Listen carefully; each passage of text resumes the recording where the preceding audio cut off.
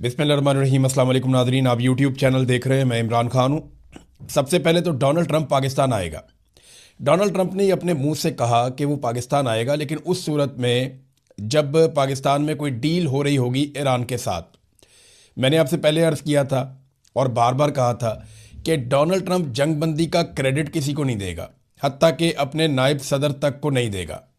जब जंगबंदी होगी और जब कोई मामला किसी से मच जाएगा तो डोनाल्ड ट्रंप उसका क्रेडिट खुद लेगा, क्योंकि बहुत ज़्यादा डैमेज डोनाल्ड ट्रंप को हुआ है अमेरिका में। डोनाल्ड ट्रंप को कितनी बड़ी फेस सेविंग लेकर दे सकते हैं आसिम मुनीर साहब, ये मुनहसर है आसिम मुनीर और ईरान के बीच में होने वाली बातचीत में।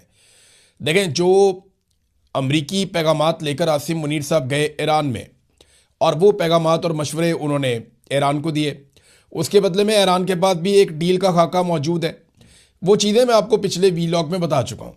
अब सादी बात यह है कि जंगबंदी हो चुकी है, जिसके ऊपर ईरान की पहली और बड़ी शर्त थी कि लबनान के अंदर फौरी तौर पे जंगबंदी की जाए, तो वहाँ पे जंगबंदी हो गई है।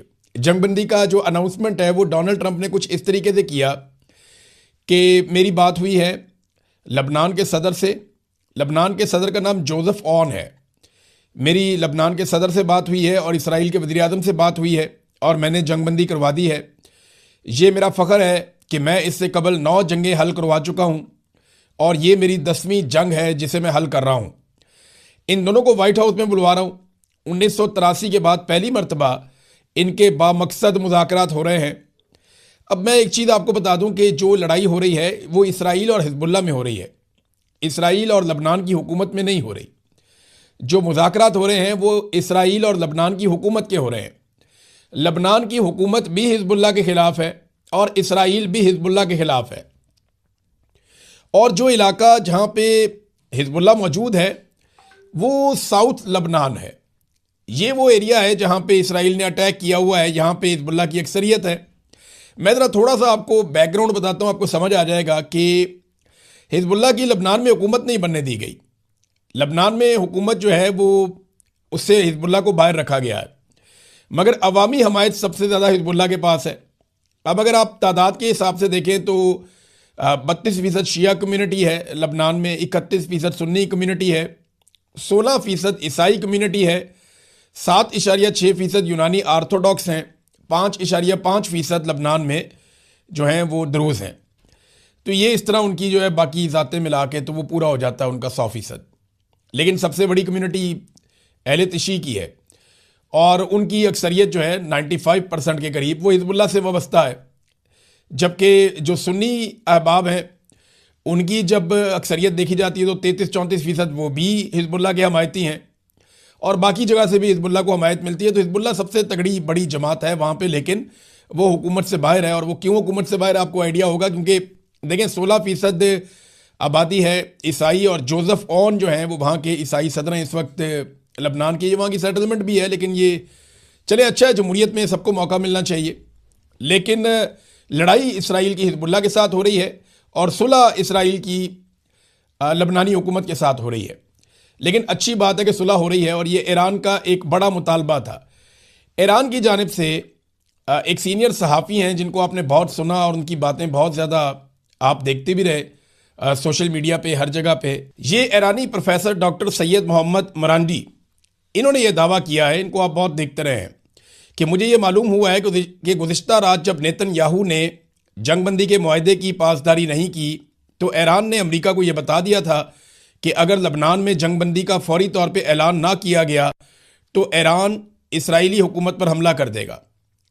इस दबाव ने सूरत हाल पर असर डाला और जंगबंदी के ऐलान की राह हमवार की गई। तो डोनाल्ड ट्रंप ने इसको अपने खाते डाल लिया कि जनाब मैंने 10वीं जंग रुकवा दी है। तो अभी भी डोनाल्ड ट्रंप के दिल में एक ख्वाहिश है कि अमन का नोबेल इनाम उन्हें किसी तरह मिल जाए। बहरहाल डोनाल्ड ट्रंप को अमन का नोबेल इनाम मिले या ना मिले, वो इसकी नामजदगी करने वाले पाकिस्तानियों के पास आ रहे हैं, क्योंकि पाकिस्तानी वज़ीर आज़म शहबाज शरीफ ने नामजदगी की थी। ट्रंप ने तारीफ़ की फील्ड मार्शल की और शहबाज शरीफ की। पाकिस्तानी मीडिया ने फील्ड मार्शल का ही नाम छापा है, शहबाज शरीफ किसी खाते में ही नहीं है। शहबाज शरीफ को तो तस्वीर से भी बाहर निकाला हुआ है पाकिस्तानी मीडिया ने कि फील्ड मार्शल आसिम मुनीर अजीम इंसान है, ईरान डील हो गई तो पाकिस्तान जा सकता हूँ, ये डोनाल्ड ट्रंप ने कहा। तो ईरानी सदर को फिर आना पड़ेगा इस मामले के लिए। देखिए, अगर एक तरफ से अमेरिकी सदर आ रहा है तो दूसरी तरफ से ईरानी सदर को मौजूद होना चाहिए ताकि हम पल्ला लोगों के बीच में बातचीत हो। क्या इसमें अमेरिका कुछ हासिल करेगा? आज से पहले अमेरिका का किरदार रहता था मॉनिटर का, अमेरिका का किरदार रहता था हेडमास्टर का।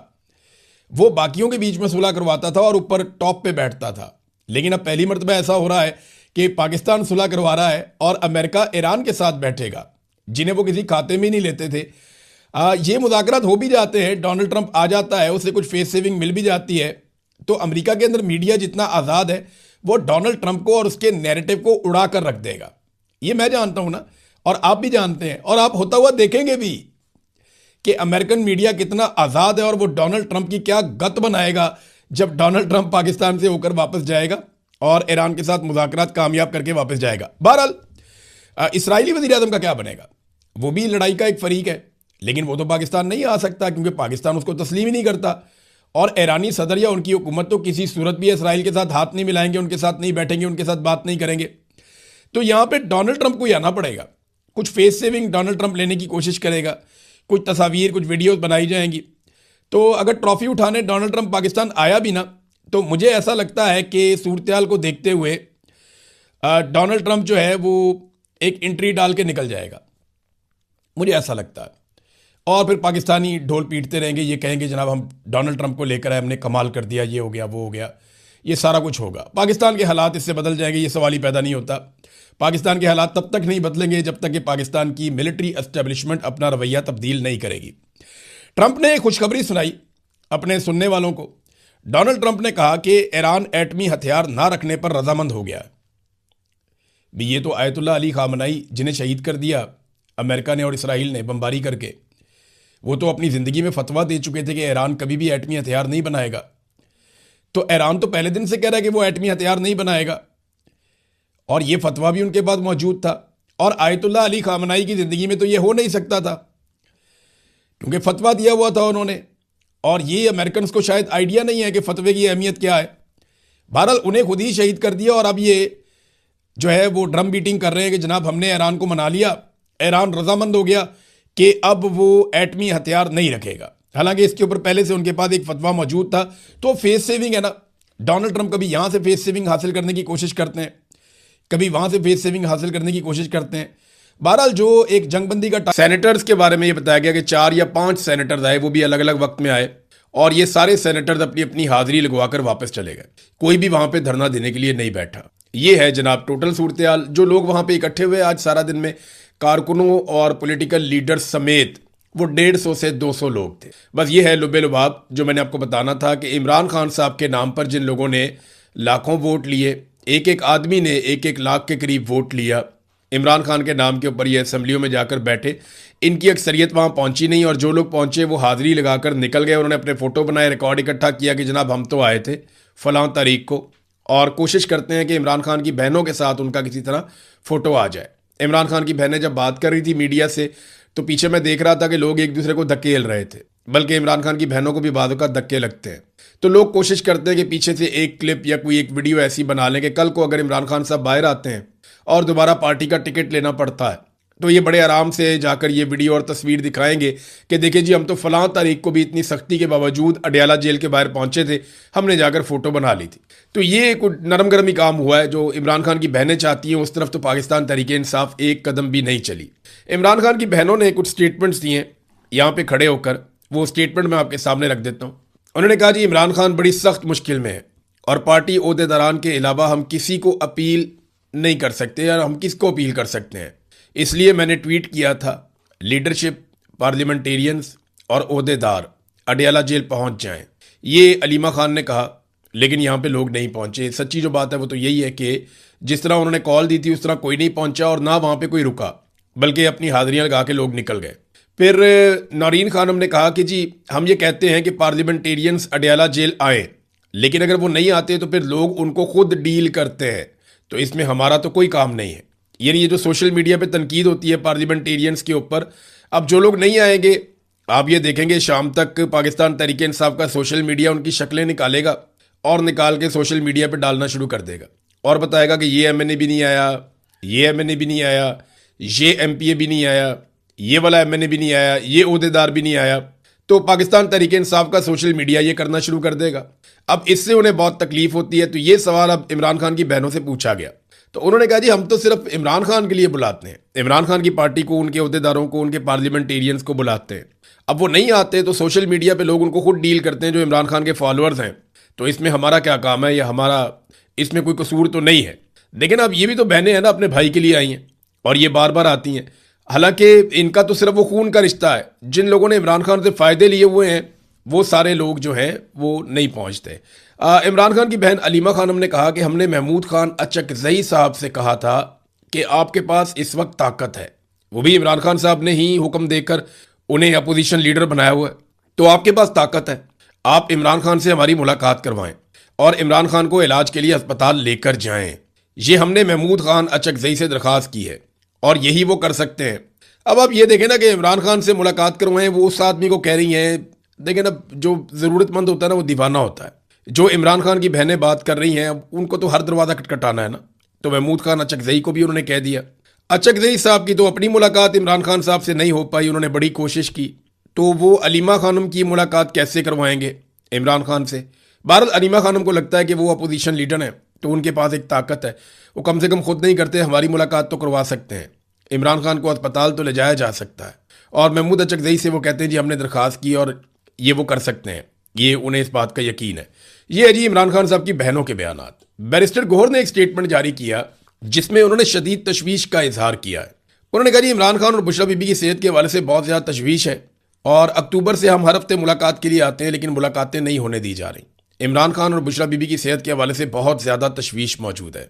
मुल्क के खैर ख्वाह मुलाकातों में खलल नहीं डालते, मुलाकातें होंगी तो मार्का हक की खुशी को 4 चांद लग जाएंगे। अच्छा, ये हर जगह पे ना बैरिस्टर गौहर साहब भी जो है ना वो खुशामद खुशामद करके रास्ता निकालने की कोशिश करते हैं कि कुछ भी करके आर्मी चीफ किसी तरह खुश हो जाए और वो इमरान खान से मुलाकात की इजाज़त दे दे। देखिए, आर्मी चीफ का मसला बैरिस्टर गौहर साहब आपसे नहीं है, आपसे तो वो राज़ी हैं, बहुत खुश हैं। वो तो अली अमीन गंडापुर से भी खुश थे, बहुत सारे और लोग हैं उनसे भी खुश हैं। वो इमरान खान से ना खुश हैं। इमरान खान की मुलाकातें बंद करके आर्मी चीफ ने सज़ा पाकिस्तान तहरीक इंसाफ को नहीं दी, आर्मी चीफ ने इमरान खान को सज़ा दी है। और जब तक इमरान खान कंप्रोमाइज़ नहीं करता, ये जो ज़ुबान आप इस्तेमाल करते हैं, ये ज़ुबान अगर इमरान खान इस्तेमाल करें तो इमरान खान की मुलाकातें फौरी तौर पे खुल जाएंगी। लेकिन इमरान खान फील्ड मार्शल आसिम मुनीर के सामने घुटने नहीं टेक रहे।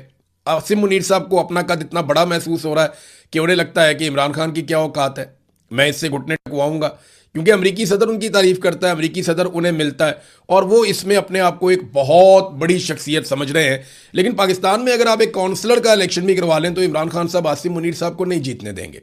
ये बात आसिम मुनीर साहब भी अच्छी तरह जानते हैं और पाकिस्तान का हर शहरी अच्छी तरह जानता है, तमाम पॉलिटिकल पार्टीज भी जानती हैं। लेकिन मामला यह है ना कि बंदूक इस वक्त आसिम मुनीर साहब के हाथ में है, फौज की कमांड उनके पास है और फौज को पाकिस्तान में सियासत के लिए किस घटिया तरीके से इस्तेमाल किया जाता है हमेशा से, ये हम सब अच्छी तरह जानते हैं। यहाँ पे सलमान अकरम राजा साहब भी पहुंचे।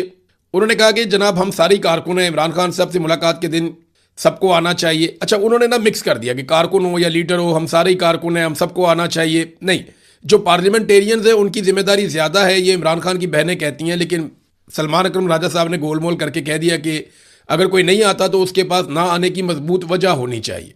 बहनों की कॉल हो या पार्टी की कॉल हो, ये कोई वजह नहीं है, कॉल के बगैर भी आना चाहिए। अगर कोई एहतजाज पर नहीं आता तो उसको बताना होगा कि वो क्यों नहीं आ रहा। एक दिन जो इमरान खान से मुलाकात के लिए मुकर्रर है, इस दिन भी अगर मुलाकात नहीं करवाई जा रही तो ये आइन और कानून की खिलाफ वर्जी है। ये आइन और कानून की खिलाफ वर्जी की बात कर रहे हैं। उधर रावलपिंडी की इंसदाद दहशतगर्दी की अदालत ने इमरान खान से मुलाकात की दरख्वास्त गैर ज़रूरी और फजूल करार देकर खारिज कर दी है। आप अंदाज़ा करें कि एक कैदी जेल के अंदर है और उसके वकालतनामे भी साइन नहीं हो पा रहे। अभी जो इमरान खान साहब का केस लगा हुआ है उसमें दोबारा अपील में जाना चाहते हैं इमरान खान साहब के वकला। जो हाई कोर्ट का फैसला आया, वो कहते हैं जनाब हमने वकालतनामा साइन करवाना है, हमने अपील के अंदर जाना है। वो सुप्रिटेंडेंट ऑफ जेल, उसकी औकात ही कोई नहीं है, लेकिन वो वकालतनामे पे सिग्नेचर भी नहीं होने दे रहा। आप यहां से बड़े आराम से अंदाजा कर लेंगे पाकिस्तान का निज़ाम कैसे काम कर रहा है। अदालत कहती है कि ये जो दरखास्त है ये गैर ज़रूरी और फजूल है कि इमरान खान साहब से मुलाकात की जाए। हालांकि नवाज शरीफ साहब की जो रोज़ाना की मुलाकातों की एवरेज है वो 22 मुलाकातें पर डे बनती हैं। यानी जिस दिन वो मुलाकात करने के लिए बैठते थे उस दिन सैकड़ों लोग आ जाते थे और मियाँ साहब सेशंस के अंदर मिलते थे कि अब उनको बुला लो, अब ये पार्टी बुला लो, अब इतने लोगों को बुला लो, अब ये वाला ग्रुप बना लो, परसों मैं MPS को मिलूंगा, इस दिन मैं MNS को मिलूंगा, इस दिन जो है वो मैं फैमिली को दूंगा सारा दिन, इस दिन मैं अपने दोस्तों से मिलूंगा, दोस्तों का टाइम ये है। तो मियां नवाज शरीफ साहब की तो मौजें थी जेल में मुलाकातों की। यही मुलाकातें शहबाज शरीफ को मैसर थीं, यही मुलाकातें बाकी जो लीडर्स हैं उन सबको मैसर थीं, लेकिन नवाज शरीफ साहब की तो मौजें ही मौजें थी। अब मामला ये है कि वहीं पे उसी मुल्क के अंदर अदालतें कह रही हैं कि इमरान खान साहब से मुलाकात की जो दरखास्त है वो गैर ज़रूरी है और फजूल है, लिहाजा इसको खारिज किया जा रहा है। सलमान अकरम राजा साहब ने एक और बात बताई, और ये इमरान खान का अपना हुक्म है, ये उन्होंने इसको रिपीट किया कि केसों की पैरवी पूरी पार्टी ने करनी है। इमरान खान का हुक्म है कि अदालत में तमाम पार्लियामेंटेरियंस और वकला को आना है, जो नाइंसाफ़ी हो रही है इसके खिलाफ आवाज़ उठानी है। अगर केस के रोज़ भी कोई हुक्म अदूली करता है, अदालत नहीं पहुंचता, तो उसको जवाब देना होगा। देखें, ये तो फिर 90% पाकिस्तान तहरीक इंसाफ के लोग केसेस में आते ही नहीं है, सिर्फ चंद वकील जाते हैं, और वकील भी सारे नहीं आते। और अगर पार्लियामेंटेरियंस को किसी दिन बहुत जोर लगाकर बुलाया जाता है तो वो आते हैं और हाजिरी लगा के निकल जाते हैं। तो इमरान खान के केसेस में भी कोई यहाँ पे पार्लियामेंटेरियंस ने या ओहदेदारान ने संजीदगी नहीं दिखाई, हालांकि यहाँ इमरान खान साहब का अपना वाज़ेह हुक्म मौजूद है कि सारे लोग पहुँचेंगे। नाज़रीन, निज़ाम पूरा का पूरा इमरान खान को दबाने में लगा है, और हालात पाकिस्तान के यहाँ पहुँच गए हैं कि जो ये मौजूदा माली साल चल रहा है इसमें पाकिस्तान का खसारा बढ़ते बढ़ते इतना बढ़ गया है कि अब 20.28% का नुमाया इजाफा पाकिस्तान के तजारती खसारे में हो गया है। ये खसारा कैसे होता है? जब आप चीज़ें बनाकर पाकिस्तान से बाहर भेज रहे हैं उनकी मालियत कम है, जो आप बाहर से पाकिस्तान में मंगवा रहे हैं उनकी मालियत ज़्यादा है, तो ये दोनों की कीमतों का जो फ़र्क होता है उसको कहते हैं तजारती खसारा, कि हमने कम माल बेचा और ज़्यादा माल ख़रीदा दुनिया से। जो ममालिक खसारे में रहते हैं उन्हें खसारा पूरा करने के लिए बहुत सारे इकदाम करने पड़ते हैं। बहुत सारे ममालिक सरप्लस में रहते हैं, वो फ़ायदे में रहते हैं, जैसे चाइना वगैरह हैं, बड़े ममालिक जो एक्सपोर्ट्स करते हैं। अब मामला ये है कि पाकिस्तान का तजारती खसारा एक मरतबा फिर बढ़ गया है, 20.5% इसमें मजीद इजाफा हो गया है, और माहाना बुनियाद पर 43.50% तक का इसमें नुमाया इजाफा हुआ है। ये बात आप अपने दिमाग में रख लें। एक्सपोर्ट्स पाकिस्तान की लगातार गिरती चली जा रही है। मैंने आपको बताया जब भी पीएमएलएन की हुकूमत आएगी तो पाकिस्तान की एक्सपोर्ट्स गिरेंगी। हो ये रहा है ना, पाकिस्तान की मिलिट्री एस्टेब्लिशमेंट के पास ऐसा कोई फार्मूला है कि पाकिस्तान से एक्सपोर्ट्स बढ़ जाएं, ना ऐसा कोई फार्मूला है कि पाकिस्तान के अंदर सरमायाकारी आ जाए। ये दोनों चीज़ें जब नहीं होंगी तो मुल्क कैसे चलेगा? तो इस वक्त जो मुल्क चलाया जा रहा है, जैसे आसिम मुनीर और शहबाज शरीफ तो चले वैसे ही बैठे हुए हैं स्टीयरिंग व्हील के ऊपर, ये मुल्क इस तरीके से चला रहे हैं। दो ही तरीके हैं, नंबर 1 कर्जे, भारी कर्जे, और नंबर 2 भारी भरकम टैक्सेस अवाम के ऊपर, ऐसे टैक्सेस जिनका कोई जवाब भी नहीं है वो लगाए जा रहे हैं। इन दो चीज़ों से इस वक्त पाकिस्तान को चलाया जा रहा है। कर्जों की वजह से पाकिस्तान मसलसल दलदल में दबता चला जा रहा है, और टैक्सेस से महंगाई का बोझ आम आदमी के ऊपर लगातार बढ़ता चला जा रहा है, बढ़ता चला जा रहा है। और अब ये एक और खबर आई है, एक्सपोर्ट में लगातार पाकिस्तान में गिरावट होती चली जा रही है। यानी जब भी पीएमएलएन की हुकूमत आती है ना, एक्सपोर्ट्स नीचे जाती हैं। मैंने आपको बताया था कि नवाज शरीफ की हुकूमत 2013 में आई थी तो $1.5 अरब की एक्सपोर्ट्स 5 साल के बाद इन्होंने कम कर दी थी। फिर इमरान खान साहब उसको लेकर गए, लगभग $9 अरब का उन्होंने उसमें इजाफा किया, कोरोना के बावजूद इजाफा किया, और फिर नवाज शरीफ साहब की हुकूमत आई, फिर दोबारा गिरावट शुरू हो गई, ये $8-9 अरब फिर नीचे ले गए। और अभी जो इतला आई है वो ये है कि 10 माह के अंदर पाकिस्तान की जो एक्सपोर्ट्स हैं जो पाकिस्तान ने की है दुनिया को, उनकी मालियत पिछले साल 26.89 अरब थी, और इस साल जो है वो उसकी मालियत कम होकर 25.21 अरब होगी। यानी $1.5 अरब की मजीद एक्सपोर्ट्स पाकिस्तान में कम हो गई। अब ये लगातार नुकसान है जो पाकिस्तान को बर्दाश्त करना पड़ रहा है, और ये मिलिट्री एस्टेब्लिशमेंट के गलत फार्मूलों और गलत फैसलों की वजह से हो रहा है। नाजरीन, इंटरनेशनल न्यूज़ की तरफ हमें जाना पड़ेगा क्योंकि वहाँ बहुत सारी डेवलपमेंट्स हैं, उन्हें हमें डिस्कस करना होगा। नंबर 1 तो ये है कि क्या अमेरिका आबनाए हुर्मुज़ में हर जहाज़ को तहफ़्फ़ुज़ दे सकता है? यह है सबसे बड़ा सवाल। अमेरिका ये कहता है कि प्रोजेक्ट फ्रीडम के तहत वो तमाम बहरी जहाज़ों को आबनाए हुर्मुज़ में दाखिल भी करेगा और वहाँ से निकालेगा भी, और ये वो ताकत के बलबूते पर करेगा। अब इसमें जो एक बरतानवी थिंक टैंक हैं उन्होंने इस पर बात की है। आलमी सतह पे जो दिफाई तज्ज़ियाकार हैं, जो जियोपॉलिटिकल एक्सपर्ट्स हैं, उन सबकी राय अगर आप पढ़ें तो वो एक जैसी है तकरीबन। वो ये कहते हैं कि आबनाए हुर्मुज़ में अमेरिका और ईरान की जानिब से एक दूसरे पर हमले की इतलात के बाद दोनों ममालिक के बीच में जंगबंदी तो अब खतरे में है, लेकिन हर जहाज़ को आबनाए हुर्मुज़ से बाहिफाजत नहीं गुजारा जा सकता। अमेरिका जितनी मर्जी ताकत रखता है, हर जहाज़ को बाहिफाजत यहाँ से नहीं निकाल सकता, कोई ना कोई जहाज़ यहाँ पे तबाह होंगे। मैं आपको एक ह्यूमन साइकी की बात बताता हूँ। अगर आपको एक कमरे में बंद कर दिया जाए ना 100 लोगों के साथ, और ये कहा जाए कि यहाँ पे एक गोली चलेगी, एक गोली चलेगी यहाँ पे, और वो आप में से किसी एक आदमी को लगेगी और एक आदमी मर जाएगा, तो हर आदमी को इस बात पे शक होना शुरू हो जाएगा, ये गोली मुझे लग जाएगी, इस बात का डर पैदा हो जाएगा। और यही चीज आबने हुर्मुज़ में होती है। ऐसा तो नहीं है कि ईरान तमाम जहाज़ों को तबाह कर पाएगा, लेकिन किसी को तबाह जरूर कर देगा, और हर जहाज का कैप्टन ये समझेगा कि वो जहाज मेरा है। लिहाजा ये जो कारोबारी लोग हैं, इनका बहुत सारा पैसा एक एक जहाज के अंदर जो है वो बिलियंस का सामान जा रहा होता है, तो कोई भी नहीं चाहेगा कि उसका जहाज समंदर की तह में डूब जाए या तबाह हो जाए। तो अमेरिका के लिए ये तकरीबन नामुमकिन मिशन है, उन्हें बातचीत करनी पड़ेगी। इस पे एक स्टेटमेंट जो है वो कालीबाफ का आया, और उन्होंने तो बाकायदा वार्निंग जारी की अमेरिका को। उन्होंने कहा अभी तो हमने शुरू भी नहीं किया। ये कालीबाफ आप जानते हैं मुज़ाकराती कमेटी के हेड से पहले, और इसके अलावा कालीबाफ जो है वो ईरानी स्पीकर भी हैं। तो उन्होंने कहा आबने हुर्मुज़ में अमेरिका और इसके इत्तेहादियों की पॉलिसियों के बायस सूरत-ए-हाल मजीद कशीदा हो रही है और खित्ते में एक नई ताकत का तवाज़ुन तश्कील पा रहा है। अमेरिका और उसके इत्तेहादियों ने जंगबंदी की खिलाफ वर्जी करते हुए आबने हुर्मुज़ में जहाज रानी और तवानाई की तरसील को खतरे में डाल दिया है। ईरान इस सूरत-ए-हाल से बखूबी आगाह है और मौजूदा हालात अमेरिका के लिए काबिल बर्दाश्त नहीं रहेंगे। आबने हुर्मुज़ में एक नई मसावत बन रही है जिसके असरात आलमी सतह पर मुरतब होंगे, जबकि ईरान ने अभी अपनी मुकम्मल हिकमत अमली भी शुरू नहीं की। यानी वो कह रहे हैं जी अभी तो हम शुरू भी नहीं हुए। आबने हुर्मुज़ को खोलना और फंसे हुए तजारती जहाज़ों को महफूज रास्ता फराहम करने की जो अमेरिका का एक दावा है, उसको उन्होंने गलत करार दिया। उन्होंने कहा इससे सिर्फ कशीदगी में इजाफा होगा और नुकसान होगा बहरी जहाज़ों का, और जो सनत है जहाज रानी की उसका नुकसान होगा। दूसरी जानिब अमेरिका को ना अभी ये बात समझ आ गई है कि फौरी तौर पे ऐसा करना मुमकिन नहीं है। उन्हें बड़े पैमाने पर इत्तेहादी ममालिक दरकार होंगे। खाली यूएई उनके साथ मिलकर या सऊदी अरब उनके साथ मिलकर, इस रीजन के चंद ममालिक के साथ मिलकर अमेरिका दूर से आए और आकर ईरान से आपने हुर्मुज़ मुकम्मल तौर पर छीन ले, ये कोई इतना आसान नहीं है और ये बहुत मुश्किल दिखाई देता है। एक और वजह यह है कि ओमान इस लड़ाई से अभी तक बाहर है। आबने हुर्मुज़ में ईरान के दूसरी साइड पे जो मुल्क है या जो ज़मीन है वो ओमान की है। वहां पे अगर अमेरिकन या उनके इत्तेहादी आकर बैठ जाएं तो फिर वो ईरान के लिए एक मुश्किल पैदा कर सकते हैं, लेकिन वहां पे क्योंकि ओमान इस लड़ाई से अपने आप को बाहर रखे हुए है, लिहाजा ये फिर मुश्किल हो जाता है इनके लिए।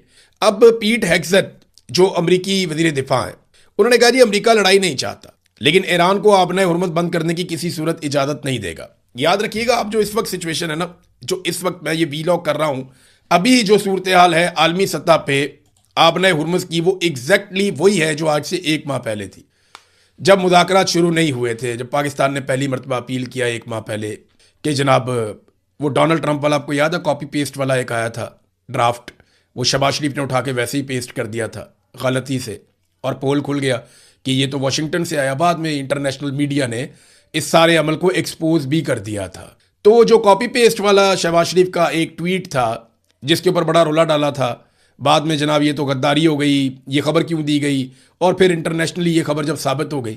अब मामला ये है कि उस वक्त जो सिचुएशन थी आबने हुर्मुज़ की कि ईरान ने ताकत के बलबूते पे बंद कर दिया था और अमेरिका पीछे चला गया था, आज लगभग एक मरतबा फिर वही सूरत हाल है। बीच बीच में वक्तन फवक्तन ईरान ने गुफ्तो शुनीद के बाद अपने एक मुजव्वज़ा तरीक़ाकार के तहत आबने हुर्मुज़ में से बहरी जहाज़ों को निकाला है और गुजारा है, लगातार गुजारा है, और एक तरीक़ाकार के तहत गुजारा है। लेकिन जब से अमेरिका ने ज़बरदस्ती वाला ऑप्शन अडॉप्ट किया है, तब से लेकर अब तक जहाज़ों के लिए वहां से गुजरना फिर मुश्किल हो गया। तो पुरानी सिचुएशन बरकरार हो गई है। अमेरिका को बातचीत करनी पड़ेगी। अगर वो जंग में जाता है तो फिर एक लंबी जंग के लिए तैयार रहना पड़ेगा। डोनाल्ड ट्रंप क्योंकि चाइना के दौरे पर जा रहे हैं, तो उससे पहले जो है वो इराकची, अब्बास इराकची जो वजीर खारजा हैं ईरान के, वो चाइना के दौरे पर निकल गए और वहाँ पे वो बीजिंग में चीनी वजीर खारजा से मुलाकात करेंगे, और बीजिंग में उनकी बड़ी इंपॉर्टेंट मुलाकातें हैं जिसमें बहुत सारी इंफॉर्मेशन शेयरिंग वो करेंगे।